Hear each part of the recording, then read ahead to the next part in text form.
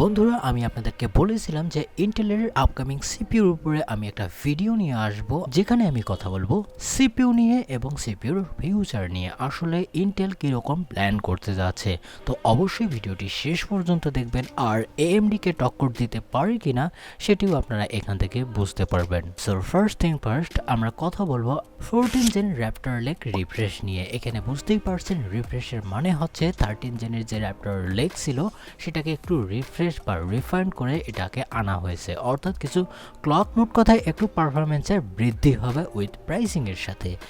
এই বিষয়টি নিয়ে এখন কথা বলছি। এই সিপিইউগুলো আসলে কাদের জন্য হতে পারে, অ্যান্ড মোস্ট ইম্পর্টেন্টলি আপনার কাছে যদি 12 জেন অথবা 13 জেনের সিপিইউ থেকে থাকে, আপনারা কি এখানে আপগ্রেড করতে পারেন সেটি নিয়েও মূলত কথা হবে। তো প্রথমে যদি আমি i9 এর কথা বলি, তো প্রাইসিং যদি আমরা দেখি, যেহেতু এখানে কম্পিটিশনে এএমডি ভালো পজিশন করে নিতে পেরেছে, আমার মনে হয় না যে তারা একটা এক্সেসরির প্রাইস তারা এখানে রাখতে পারে। i9 এর কথা বলছি, আর এগুলো ফ্ল্যাগশিপ হয়ে থাকে, top of the line product, তাই সব কিছু মেনটেন করার জন্য তারা কিন্তু প্রাইস বেশি রাখে। যদিও বর্তমান সময় অনেক লিগ বা রুমার আসছে ইউরোপের মার্কেট থেকে যে এগুলো 680 থেকে $650 মধ্যে ইউরোর মধ্যে, তো সেক্ষেত্রে এখন যেহেতু ইউরো এবং ডলারের প্রাইসের যে ডিফারেন্সটা আছে সেটা অনেকটা কম হয়ে গেছে। তবে হ্যাঁ, ইউরোপের মার্কেটে কিন্তু একটু বেশি দামেই সেলস হয়ে থাকে। তাছাড়াও যদি আমি আরও লিক্সের কথা বলি, অর্থাৎ অনেক জায়গায় দেখা যাচ্ছে কোরাই 7 14700 এর মতো সিপিইউ মানুষ হাতে নিয়ে ঘুরছে বা অনেক ওয়েবসাইটে লিস্ট হয়ে যাচ্ছে। তো অবভিয়াসলি এটা খুব তাড়াতাড়ি আসতে চলেছে। তো ওভারঅল যদি আমি পারফরমেন্সের কথা বলি, তো অ্যাকর্ডিং টু লিগ, আপনারা যারা i9 এর প্রতি ফোকাস করে যাচ্ছেন, তো আপনাদেরকে বলি এখানে আপনারা সিঙ্গেল থ্রেডেড পারফরমেন্সে আপ টু 5% ইনক্রিজ দেখতে পারেন। আর যদি মাল্টি থ্রেডেডের কথা বলি, তো সেক্ষেত্রে হয়তো বা 7 থেকে 13, 14 বা 15% বাড়তে পারে। এটা ডিপেন্ড করবে আপনি কোন ধরনের অ্যাপ্লিকেশনে সুইচ করছেন বা আসেন।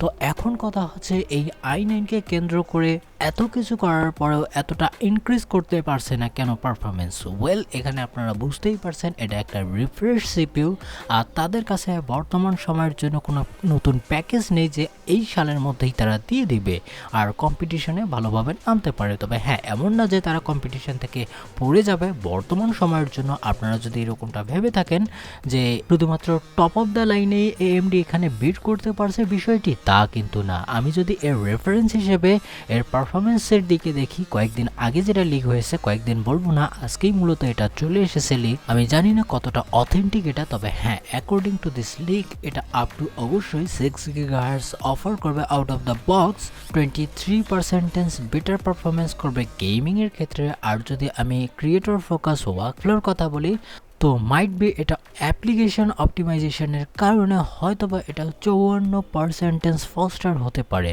তবে এখানে আমি বেশি ফোকাস করছি না। তবে আমরা যদি এর 1080p গেমিংয়ের কথা বলি, অর্থাৎ টপ অফ দ্য লাইনের, আর এটাকে যদি হেড টু হেড কম্পেয়ার করি Ryzen 9 7950X3D, যেটা স্পেসিফিকলি গেমিং ফোকাস করা হয়েছিল এএমডির ক্ষেত্রে, তো সেটির পারফরমেন্স রেশিও এখানে দেখা গেছে।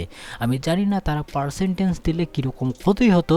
অনেক গেমসে দেখা যাচ্ছে যে ভালো পারফরমেন্স করতে পেরেছে, আবার অনেক সময় আগের তুলনায় অনেকটা খারাপ করেছে। তবে অ্যাভারেজ যদি দেখি, তো বিশ্বে অনেক গেমসেই এখানে up to the mark performance দেখতে পারছি, যেখানে 1.23 টাইম ফাস্টার বলে তারা ক্লেম করেছে। আর এটি গেমিংয়ের জগতে বর্তমান সময়ের জন্য যদি আসে, তাহলে one of the fastest gaming সিপিইউর ক্রাউন তারা নিয়ে নিতে পারে। অ্যান্ড এটাকে যদি AMD Ryzen 7 7800X3Dর সাথে তুলনা করে, তো সেটির কাছাকাছি ইভেন অনেক সময় বেটার পারফরমেন্স করেছে। লাইক কোনো জায়গায় 21% বেশি করেছে, কোনো জায়গায় 6% করেছে, কোনো জায়গায় 8, 9, 10 পর্যন্ত করতে পেরেছে, যা আসলে একটা ভালো বিষয়। তবে এখানে আপনাদেরকে একটা কথা বলে রাখি, যেটা অবশ্যই অনেক ইম্পর্টেন্ট। আপনি যদি স্পেসিফিকলি গেমিং সিপিইউর কথা বলেন, তো যে X3D আছে AMDর, তো সেটি কিন্তু অনেক জায়গায় অ্যাডভান্টেজ নিয়ে থাকে তাদের এক্সট্রা লেভেল 3 ক্যাশের জন্য। অ্যান্ড দি আদার হ্যান্ড, তাদের যে নন X3Dগুলো আছে সেইগুলোও কিন্তু মার্ক টু দ্য পারফরমেন্স করে থাকে। কিন্তু একটা যে এক্সট্রা বুস্ট আপনারা গেমিংয়ে দেখতে পান সেটা কিন্তু X3D আর একটু ইনহ্যান্স করে থাকে। কিন্তু অপরদিকে আপনি যদি ওয়ার্কফ্লো নিয়ে টেনশনে থাকেন, অর্থাৎ আপনাকে ভালো প্রোডাক্টিভ কাজ দরকার, তো সেক্ষেত্রে কিন্তু ডিসঅ্যাডভান্টেজ দিয়ে থাকে। তবে এমন না যে সেখানে আপনারা করতে পারবেন না, তবে হ্যাঁ সাধারণ সিপিউর তুলনায় বেশি ফায়দা দেখা যায় না, যেহেতু এখানে প্রাইসটা একটু বেশি পে করতে হচ্ছে X3Dর ক্ষেত্রে। ইন্টেলের কিন্তু সেই অপশনটি নেই। তারা যদি আপ টু দ্য মার্ক পারফরমেন্সের অফার করে থাকে, আপনি গেমিংও পাবেন, তার পাশাপাশি আপনি কিন্তু প্রোডাক্টিভ কাজেও পাচ্ছেন। এগেইন তাদের যে Ryzen 9 7950X নর্মাল যে সিপিইউটি আছে, এগুলো কিন্তু অনেক পাওয়ারফুল সিপিইউ, আপনাকে আন্ডার এস্টিমেট করতে বলছি না, কিন্তু অফারগুলো এরকমই করে থাকে। তো এই জিনিসটি আপনারা অলওয়েজ মাথায় রাখবেন। তো এখানে এই 13 জেন থেকে 14 জেনের সবচেয়ে সিপিইউ লেভেলে কে বেশি অফার করবে কোরকে? তো অবভিয়াসলি এখানে Core i7 14700 সিরিজ অথবা কে, এটা আপনাকে ম্যাক্সিমাম লেভেলের অফার করবে ভ্যালুকে, কারণ এবার সর্বমোট 28টা থ্রেড আপনাকে অফার করবে উইথ হায়ার ক্লকের সাথে, যার মাধ্যমে আপনি i9 এর ফিল পেয়ে যাবেন i7 উইথ প্রাইস কমের মধ্যে থেকে। আর নিচের যে সকল সিপিইউ হবে সেগুলো তো অবশ্যই বুস্টিং থেকে শুরু করে যে সকল ফিচার থাকে সেগুলোতে অবশ্যই ইনক্রিজ করবে পারফরমেন্স। তবে হ্যাঁ, এই সিপিইউটি হতে পারে সবচেয়ে অ্যাবসোলুট। আপনি কি ধরনের কাজ করবেন মোটেই এখানে সেটা ব্যাপার করবে না, কারণ এটা যেরকম গেমিং পারফরমেন্স আপনাকে দেবে উইথ হাই লেভেলের প্রোডাক্টিভ ওয়ার্ক এখান থেকে করতে পারেন উইথ ভালো একটা প্রাইস লেভেলে থেকে। আর আপনাদের জন্য এই সিপিইউগুলো লঞ্চ হলে ডেডিকেটেড একটা ভিডিও নিয়ে আসব। এখন আমি চলে যাই পরের সেগমেন্টে, আসলে ইন্টেলের সামনের দিকের প্ল্যান কি। আপনারা যারা চিন্তা ভাবনা করছিলেন যে আমি 15 জেনে গিয়ে একটা নতুন আর্কিটেকচারের সিপিইউ নেব, সেটা হতে পারে মেটিওর লেক, তবে হ্যাঁ আপনাদেরকে অবাক করে দিয়ে ইন্টেল সেটাকে ক্যান্সেল করে দিয়েছে, অর্থাৎ এটি আসছে না। তবে হ্যাঁ, ভয়ের কিছু নেই, আপনাদের জন্য হয়তোবা 15 জেন অ্যারো লেক নিয়ে আসতে পারে এস, অর্থাৎ ডেস্কটপ সিপিইউগুলো, যেখানে টার্গেট তারা রেখেছে 5% সিঙ্গেল থ্রেডেডে ইনক্রিজ করতে পারে আইপিসি আর 15% মাল্টি থ্রেডেডে। অবশ্যই এখানে বিশাল কিছু না শোনালেও এটি আপনাকে অ্যাকসেপ্ট করে নিতে হবে। আর আমি জানি না তারা কোন ধরনের নোট তারা এখানে ব্যবহার করবে, প্রবাবলি তারা ইন্টেলের যে 20A নামের যে নোটটি হবে সেটি হয়তো বা ইউজ করতে পারে, সেটি প্রবাবলি 4 ন্যানোমিটার থেকে 2 ন্যানোমিটার পর্যন্ত আসতে পারে, যার কোর ডিজাইন আবার ডিফারেন্ট টাইপের হবে, অর্থাৎ হাইব্রিড কোর আর্কিটেকচারে লায়ন কোপ থাকবে বড়গুলোন আর ছোটগুলোন থাকবে স্কাই মাউন্ট।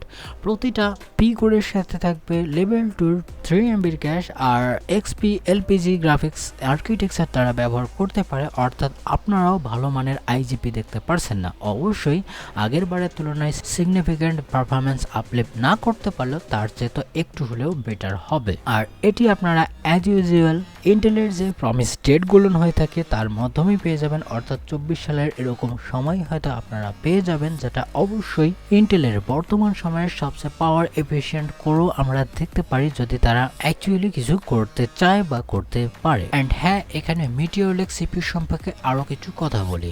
তো এখানে শুধুমাত্র মেটিওর লেক মোবাইল সিপিইউকে অফার করবে, যেগুলো আবার নতুন কোড নেমের সাথে আসবে, অর্থাৎ অলরেডি আপনারা জেনে গেছেন কোর লাইন আপে কোর আইকে বাদ দিয়ে শুধুমাত্র কোর 5 কোর 7 কোর 9 এরকম হবে। আবার যেগুলো প্রিমিয়াম ক্যাটাগরি হবে সেগুলোতে আবার কোর আলট্রা 5 আলট্রা 7 অথবা আলট্রা 9 দেখতে পারেন। এর বেঞ্চমার্ক কিছু আমাদের সামনে চলে এসেছে, তবে আজকের ভিডিওতে আমি দেখাবো না। তবে হালকাভাবে যদি আমি এই কোর আলট্রা সিরিজকে একটু ডিফাইন করি, তো সেক্ষেত্রে আপনারা যে এই 13,000 বা 14,000 সিরিজ দেখতে পাচ্ছেন বর্তমান সময়ে, সেটি ক্যান্সেল হয়ে এই মিটিওর লেক যে সকল সিপিইউ আসবে মোবাইলের জন্য অর্থাৎ ল্যাপটপের জন্য, সেগুলো কোর আলট্রা 100 সিরিজ হবে। আর যদি আমি অ্যারো লেক বা লুনার লেকের কথা বলি, অর্থাৎ যেটা ডেস্কটপের জন্য পরের বছর আসবে বা তার পরের বছরেও আসতে পারে, তো সেটি 200 সিরিজ হবে। তারপরে অ্যারো লেক রিফ্রেশ আসতে পারে 2025 সালের মধ্যে, যেটা আলট্রা 300 হবে। এখানে কিন্তু নোট কিন্তু অনেক ফাইন হয়ে যাবে। তারপরে যদি আমি প্যান্থার লেকের কথা বলি, তো সেটি পর্যন্ত কনফার্ম হয়ে গেছে, যেটা অবভিয়াসলি ইন্টেলের 18A নোটকে ব্যবহার করবে, যেটা 2 থেকে 1 ন্যানোমিটারে নামতে পারে। এটা আপনাদেরকে বলি, এটা এখনো পর্যন্ত কিন্তু ক্লিয়ার নয়। তারা যদি 21 সালের যে রোড ম্যাপটি প্রকাশ করেছিল সেটাতে কিন্তু 20A যেটা সিরিজ থাকবে, অর্থাৎ আপকামিং যে সকল ইন্টেলের সিপিইউ আসবে আল্ট্রা সিরিজের, সেগুলো হয়তোবা 5 ন্যানোমিটার বা এর নিচেও নামতে পারে। তবে তারা প্ল্যান করছে এবং তারা করতেও পারে সেম নাম রেখে তারা কিন্তু নোডে অনেকটা চেঞ্জ আনতে পারে। আই হোপ যে আমি আপনাদেরকে নিরাশ করিনি। যদি করে থাকেন ডিসলাইক অবশ্যই দাবাবেন। যদি আপনার কিছু বলার থাকে তো কমেন্টে জানিয়ে দেবেন। নেক্সট টাইম আরেকটা ইন্টারেস্টিং ভিডিও আসতে চলেছে, তাই অবশ্যই সাবস্ক্রাইব করে দিয়ে পাশে থাকুন। ভালো থাকবেন, সুস্থ থাকবেন, বাই বাই।